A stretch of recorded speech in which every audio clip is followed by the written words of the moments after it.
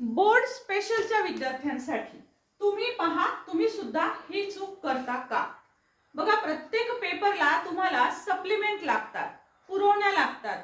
तर ह्या पुरवण्या जेव्हा तुम्ही घेता, पेपर संपतो त्यावेळेस तुम्हाला तुमची जी ही आन्सर शीट आहे, बोर्डची जी आन्सर शीट दिलेली असते त्यावर इथे सप्लिमेंट्स अटॅच्ड असं लिहिलेलं असतं.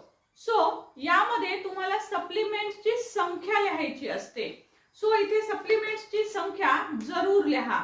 सप्लिमेंट्सची संख्या नाही लिहिली तर आपल्या पुरवण्या जर एखाद्या वेळेस गहाळ झाल्या आणि नंतर जर आपण त्याच्या आन्सर की मागवल्या तर आपण त्यांना ऑब्जेक्शन घेऊ शकत नाही.